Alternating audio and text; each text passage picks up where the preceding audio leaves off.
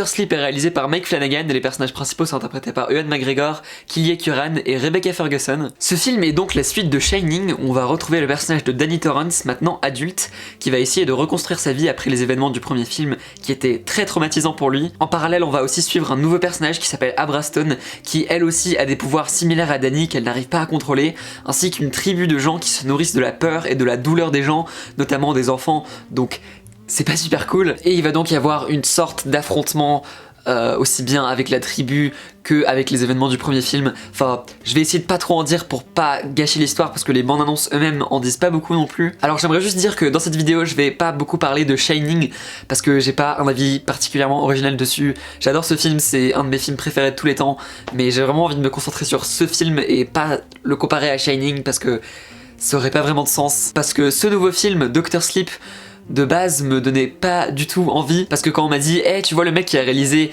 Ouija, les origines du mal, et bah il va faire la suite de Shining, j'étais genre ah super, génial. Alors bon ok c'est vrai, j'ai pas vu Ouija, les origines du mal, et il a réalisé d'autres trucs, mais de surface ça faisait quand même peur d'apprendre ça. Mais récemment, vu que c'était un peu la saison d'Halloween, j'ai vu un film sur Netflix qui s'appelle Jessie, qui est donc réalisé par Mike Flanagan qui a réalisé ce film, et en plus il y a deux acteurs qui sont dans ce film qui sont dans Dr. Sleep, donc c'est un peu la coïncidence. Mais ce film était vraiment une super bonne surprise, c'est un sorte de huis clos hyper intense psychologiquement et super bien joué et super bien réalisé, donc je me suis dit ok, voyons voir ce qui va se passer. Parce que je sais que Stephen King a écrit Dr. Sleep, qui se passe donc après les événements de Shining, donc une suite à Shining existait un peu déjà. C'est pas juste un studio qui fait hey, y a Jack Nicholson qui revient mais c'est un fantôme. Non, c'est pas ça non plus, mais j'étais quand même vraiment contre l'idée de ce film, parce que pour moi, Shining est une histoire tellement parfaitement contenue, qu'est-ce que tu veux faire après ça? Tout est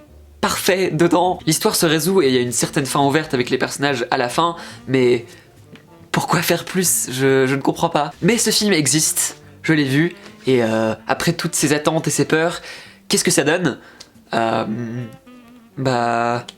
J'ai plutôt aimé.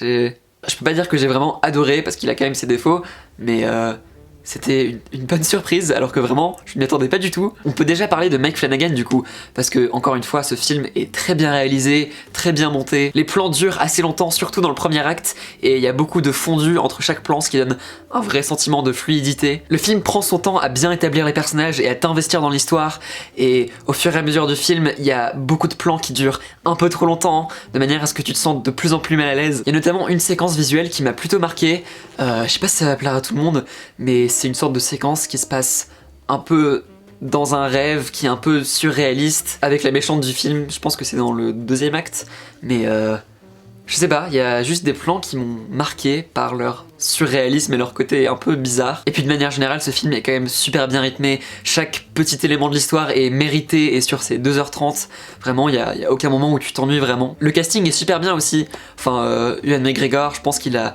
jamais mal joué dans un film. C'est juste un acteur qui a énormément de charme. Et là, encore une fois, c'est un personnage avec qui t'as énormément d'empathie et tu sens qu'il est vraiment traumatisé par ce qui lui est arrivé enfant. Et Ewan McGregor est vraiment convaincant dans ce rôle. Tu sens que c'est le même personnage du premier film où il est enfant où on le retrouve maintenant. Parce que ce personnage est encore profondément hanté par ses traumatismes enfantins et il veut mieux gérer ses problèmes que son père l'a fait, notamment ses problèmes de violence, d'alcoolisme. C'est à la fois un personnage qui a des similarités à Jack Torrance, mais ça ajoute quand même quelque chose de nouveau dans le sens où il veut pas juste sombrer dans la folie comme son père a pu le faire. Et il y a aussi Killian Curran, je sais pas comment prononcer son prénom, mais elle joue le personnage d'Abra Stone, et elle aussi, elle était vraiment très bien. Elle a à la fois beaucoup de charisme dans le sens où elle sait qu'elle a beaucoup de pouvoir et qu'elle a beaucoup de contrôle, mais d'un côté c'est quand même une petite fille et parfois t'as vraiment peur pour sa vie, et elle joue très très bien ces deux aspects de son personnage. Et puis après il y a Rebecca Ferguson qui joue la méchante du film et qui était trop bien. Parce que d'un côté, elle a un charme très particulier, rien qu'à sa manière de parler, à sa manière de marcher. C'est vraiment un personnage qui est hypnotisant à regarder, et ce qui fait qu'elle persuade les gens très facilement du coup. Mais d'un côté, c'est quand même un personnage qui est vraiment odieux, et tu sens que c'est une présence intimidante qui, à n'importe quel moment, va juste faire quelque chose d'horrible. Dans chaque scène où elle joue, elle a vraiment une présence physique intimidante qui se démarque, et il y a que elle à l'écran. Mais d'un côté, elle est pas non plus trop dans le surjeu, ce qui est vraiment bien. Elle est pas non plus en train de faire des rires démoniaques, et en train de sauter, de hurler partout. Parfois juste elle parle plutôt calmement et juste elle te dit bonjour et c'est tout ce qu'il faut. Et puis ce qui était bien et surprenant pour moi, c'est que les aspects horrifiques de ce film marcher, ce film n'est pas juste entièrement dépendant au jumpscare. Alors effectivement, parfois il y a des jumpscares, mais c'est pas le seul but de la scène d'avoir de la tension et un énorme truc qui sort d'un placard et qui hurle et tu sursautes. Il y a aussi des scènes où il y a beaucoup de tension et il n'y a pas forcément de jumpscare, il y a des scènes où il y a des choses qui sont sous-entendues, ce qui aide à donner vraiment une atmosphère creepy et malaisante. Mais d'un côté, je sais pas si on peut vraiment dire que Dr. Sleep est vraiment un film d'horreur. C'est pour ça que ça sert à rien de comparer ce film à Shining. Déjà, oui, bien évidemment, il est pas aussi bien que Shining, mais Shining est sorti il y a quoi, 40 ans maintenant, il a eu le temps de vieillir, d'être vu plusieurs fois, d'avoir plusieurs niveaux d'interprétation. Ce film est structuré très différemment, c'est un genre de film assez différent en fait.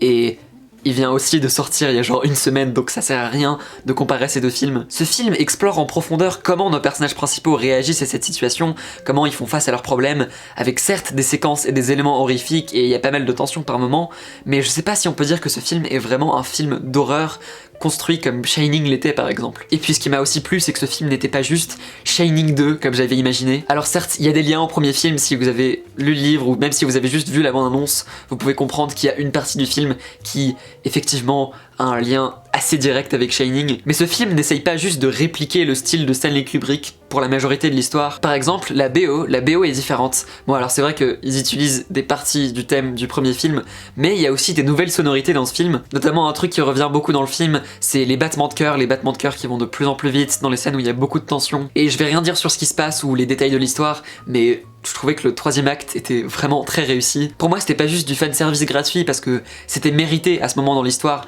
dans le sens où juste ils utilisent des éléments de Shining pour en faire quelque chose de nouveau. Il y a quand même quelque chose de plus profond derrière, donc pour moi, c'était pas juste du fanservice gratuit. Et puis ouais, comme j'ai dit plus tôt, ce film vraiment prend son temps avant d'arriver à cette partie du film, à établir ses personnages et à t'investir dans l'histoire. Il y a pas vraiment un élément perturbateur spécifique au début du film, enfin...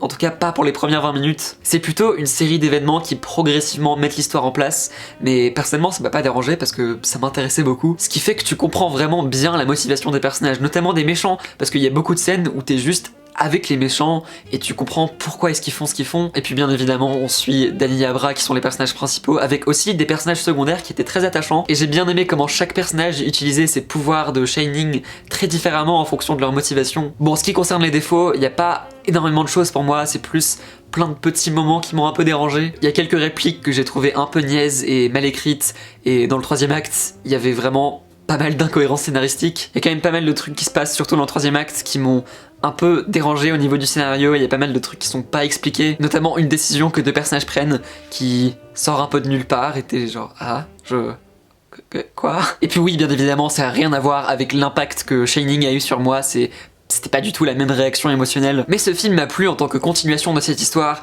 avec des personnages attachants, une méchante vraiment réussie. C'est un film qui est bien fait techniquement, mais j'étais aussi très investi dans l'histoire, et c'est un film qui a pas peur de prendre son temps. Et de voir ça dans un film d'horreur un peu mainstream en 2019, ça m'a quand même bien fait plaisir. Donc oui, je sais pas si on peut dire que c'est vraiment entièrement un film d'horreur, et je pense que si je le revoyais une deuxième fois, je sais pas si j'aurais si peur que ça. Mais si vous avez aimé Shining, bah je vous conseille de voir ce film. Après c'est sûr qu'il faut avoir vu Shining pour un peu comprendre ce film, même s'il est très indépendant de ce film, bah il y a quand même beaucoup de choses qui ont beaucoup plus de sens si on a vu le film de Kubrick. Mais ouais, contrairement à toutes mes attentes, parce que j'avais pas du tout envie que ce film existe, bah je trouve que c'est un film plutôt réussi au final. Merci d'avoir regardé. Alors avant de finir, je voulais juste mettre un truc au clair, parce que cette vidéo est quand même assez différente des deux autres critiques que j'ai fait récemment. Et en gros, ce que j'ai envie de faire à partir de maintenant, c'est d'avoir deux formats de critiques différents qui sont définis. D'un côté, il y aurait les grosses critiques avec des intros très longues, ou même des intros un peu court-métrage, où du coup je donnerais beaucoup plus de contexte par rapport à mes attentes au film. Il y aurait peut-être aussi une partie spoiler. En gros, ça sera ma manière d'expérimenter avec mon format habituel de critique et de tenter des nouvelles choses un peu différentes. Par exemple, j'ai pris beaucoup de plaisir à faire ma vidéo sur Joker, et s'il y a un autre film qui sort qui m'intrigue autant que Joker, bah j'aimerais bien refaire une vidéo un peu dans ce style là. Mais du coup d'un autre côté il y aurait les vidéos comme celle-ci, ou comme celle que j'ai fait en janvier sur Sorry to Bother You, où là pour le coup ça sera juste des critiques comme je fais depuis super longtemps, où c'est juste hey, je viens de voir ce film, est-ce que c'est bien, est-ce que c'est pas bien, est-ce que je vous le conseille. Et du coup pour ces deux formats de critiques j'aurais envie de les distinguer visuellement.